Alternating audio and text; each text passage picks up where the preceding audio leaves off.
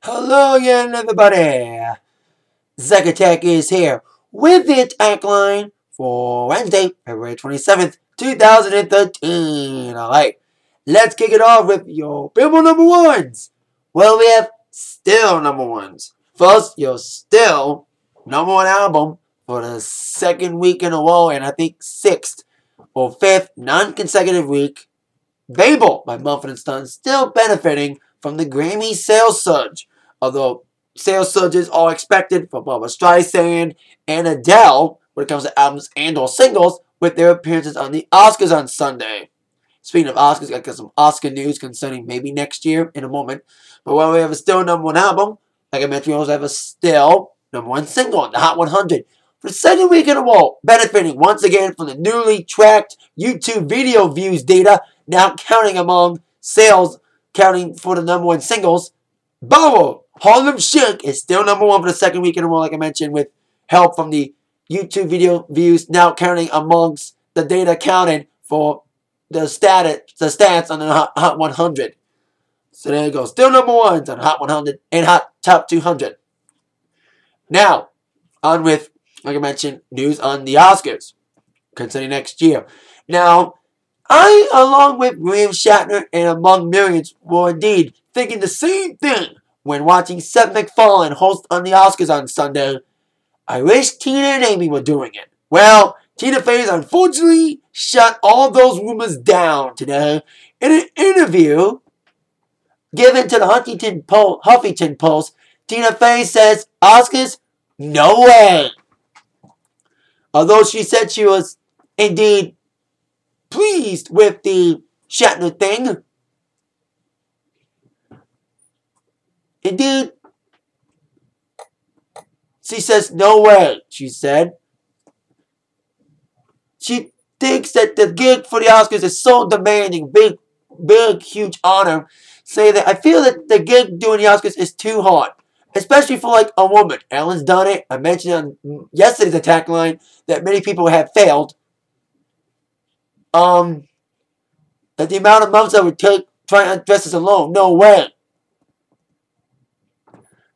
I was hoping for better, because that's what many people were saying. I wish I could tell you there was. So indeed, disappointingly, Tina Fey has said no on hosting the Oscars next year. And I'm hearing also that not only has Tina Fey says no to hosting,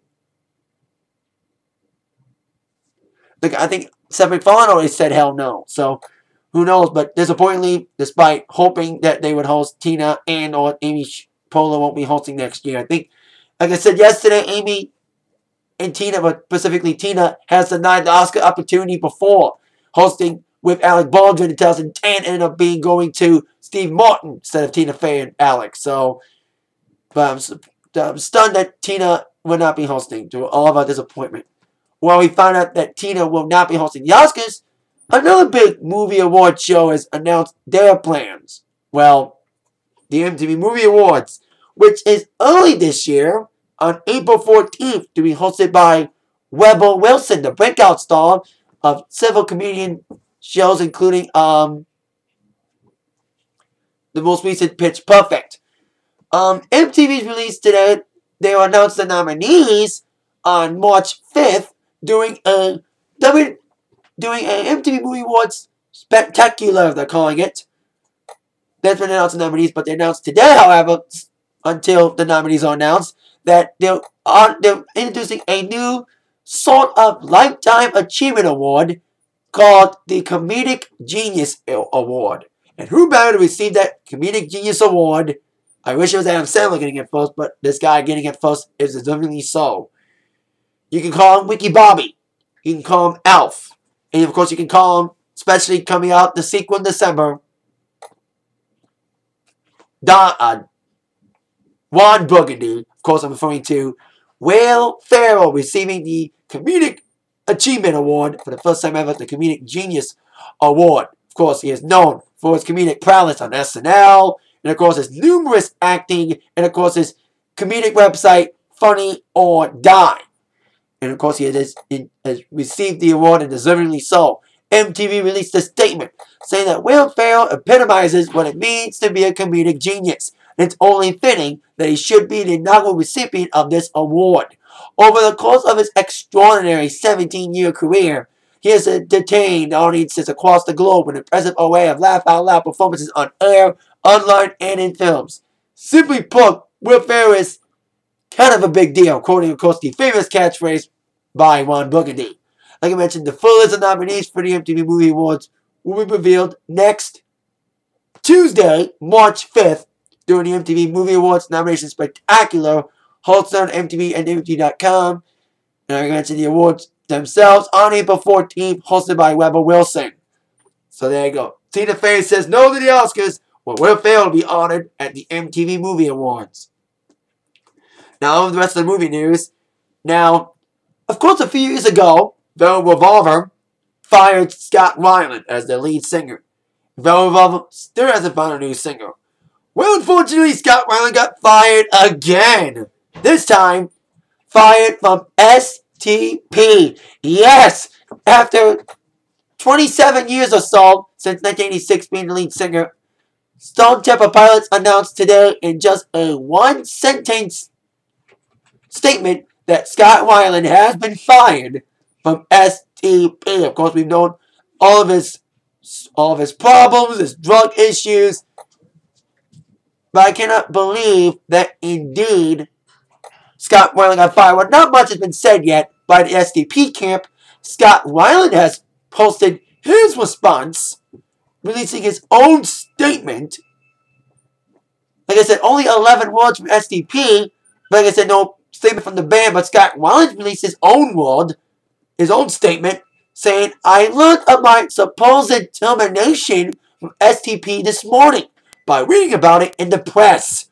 Not sure how I can be terminated from a band that I founded, fronted, and co-wrote many of its biggest hits. But that's something for the lawyers to figure out. In the meantime, I'm looking forward to seeing all of my fans on my solo tour, which begins this Friday. Ironically, the tour will kick off this Friday in Flint at the Machine Shop, which is sold out, by the way. So SCP still hasn't said anything formally about why Scott Weiland got fired. Of course, Weiland's responded himself. So is he really fired? You never know. But indeed, Weiland feels like he should not be terminated from, he's like, how can I be terminated from this band that I founded and stuff, blah, blah, blah, blah, blah. So it's going to be, it's like Queenswright debacle all over again. You know, like the whole Jeff Tate thing. But anyway, so there you go. Scott Weiland apparently got fired from STP. The only official word is a statement from STP. No further than that. But at least Scott Weiland told his side of the story. We'll see what STP has to say about further details about this firing. Now, Owen Band has had their tumultuous troubles, but has indeed survived it all for 50 years. The Rolling Stones. Now, yes, we're still waiting on a tour from Rolling Stones. We, meaning me, and the rest of the world. But today, the Rolling Stones, along with the Rock and Roll Hall of Fame, announced that there will be a brand new Rolling Stones exhibit starting Memorial Day weekend, May 24th. The new exhibit called The Rolling Stones 50 Years of Satisfaction will open up a 2-floor exhibit honoring the Rolling Stones. Now, Rolling Stones have always had their stuff at the Hall of Fame Museum, which I've been to twice in Cleveland. But it's the first extensive exhibition capturing the Rolling Stones' career. It include personal items and extraordinary collections that have never been seen before by the public. The Rock and Roll Hall of Fame released a fuller statement about this new exhibit, which will run from May 2013 to next March, saying that the Rolling Stones are the epitome of rock and roll. This first ever exhibit, full-on exhibit of the Stones, gives us an opportunity to tell the story of one of the most definitive rock and roll bands. The experience should be on every music fan's destination list this summer. Of course, there'll be a lot of free public programs and a lot of things associated with this exhibit. So there you go. Rolling Stones exhibit to the Hall of Fame of Rock and Roll, starting in May, be on levels 5 and 6. The levels they usually use for temporary exhibits like The Doors in the past, Clash, which I've been to, and the John Lennon exhibit, which was awesome when I went the first time. So rock and roll, I would love to go to the Hall of Fame to see the Stones exhibit, but hey, you know, I've been there twice. Now, on with news on not rock and roll, but country guy who could be a future country music Hall of Famer, Brad Paisley, the multi-time ACM rating and CMA rating country star, announced today his upcoming summer tour entitled Beat This Summer, named after his new single from his upcoming album, Wheelhammer. I gotta get that name right. Yeah, Wheelhouse. To be released on April 9th. Of course, that single following the first single, Southern Comfort Zone, but of course, the Beat This Summer tour announced will kick off on May 9th in St. Louis, sponsored by Cracker Barrel. Decent opening acts for Brad Paisley, Chris Young, and Lee Bryce. Proceeds from $1 of each ticket will go to Live Beyond, a Nashville nonprofit organization. Of course, no Detroit date yet. He'll probably add it later. But nearest to Detroit is Chicago, Toronto, and several shows in Ohio. Of course, mostly amphitheaters, including Molson Amphitheater in Toronto, where I saw Depeche Mode. So there you go. Brad Paisley announces this Beat This Summer tour. No Detroit date yet. Now, got some wrestling news, both involving CM Punk. First, on the reaction of Vince McMahon about CM Punk on Monday. Now, this past Monday was an epic main event between Punk and Cena. The full match is posted on WWE's YouTube page, and of course, many people, especially including me, I said on Monday that indeed, Cena Punk could be a front runner already for Match of the Year. A classic encounter on Monday, instant classic by many. There were so many great moments. I mentioned Cena delivering his 2 new moves of doom, and Punk delivering a pile driver. Apparently, according to several sources, Vince McMahon was very angry at Punk that he apparently blew up backstage. He got upset when Punk hit the pile driver. Of course, like I mentioned, the move is apparently banned.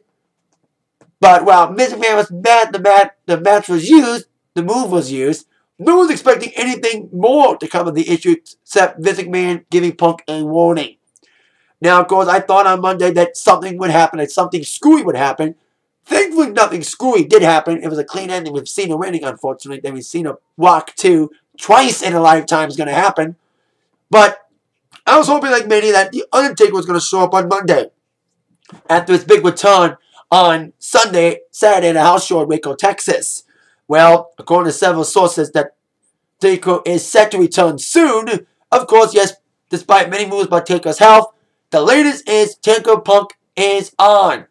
That according to several insiders, the TV return of Taker is to be imminent. It could happen as quickly as this Monday on Raw, Old School, which I'm hoping for. The woman match, like I said, between Taker and Punk is indeed going to take place. And the team is working together to put together a program for the two stars with only 5 weeks till Mania. Punk's promo on Monday about being above all other superstars and being God is expected to be the catalyst to get the ball rolling in the Taker Punk feud. So there you go. Punk being chided by Vince for using the pile driver. And Punk Taker is on. Hopefully Taker does return on Monday. Now on with TV news. TV previews tonight. 2 of my favorite shows on tonight. First, Modern Family is on tonight. New episode tonight. There won't be a new episode next week. I saw a little preview of it last night while watching Jimmy Kimmel Live with the stars of the next show I'm watching tonight, besides Modern. Modern last week, the Valentine's Day episode. Oh, there was a Valentine's Day episode. The episode I liked last week's episode. It was pretty good last week. I forgot the premise. Oh, Cameron Mitch shaving the baby's head. That was kind of funny. Decent episode last week. Hope for another funny episode this week. Hopefully it won't be as funny. Will be as funny as one of my other favorite shows returning tonight. Of course, the cast was on Jimmy Kimmel Live last night. Of course, I'm referring to Season 3 of Dynasty! Double D, yes. Phil, Willie, Cy, and Jace are back, and their wives, and everybody else who works at the Duck Call Center. And indeed, Duck Dynasty returns tonight. They were all on Jimmy Kimmel last night. Well, the Robertson boys. I was happy to see all 4 of them this time on a late night show because Willie and Phil were on Leno last season, and now Duck Dynasty is like the biggest reality show on TV. I love that show. I don't care what anyone says about stereotyping, rednecks, or whatever. It's a fun family show that shows, indeed, a real redneck family that no matter what happens, they can still have a family dinner at the end. That's what I like about Duck Dynasty. It's a very funny show, but with heart. That's what I call Duck Dynasty, the reality version of Duck. I call Duck Dynasty the reality version of Modern Family with rednecks. So there you go. Duck Dynasty tonight at 10 on A&E, Monday at 9 on ABC. Can't wait to see both those shows tonight. That is it for the Atakline for today. See you all later. That mind, you've been attacked by the news from Zach. See you later, everybody.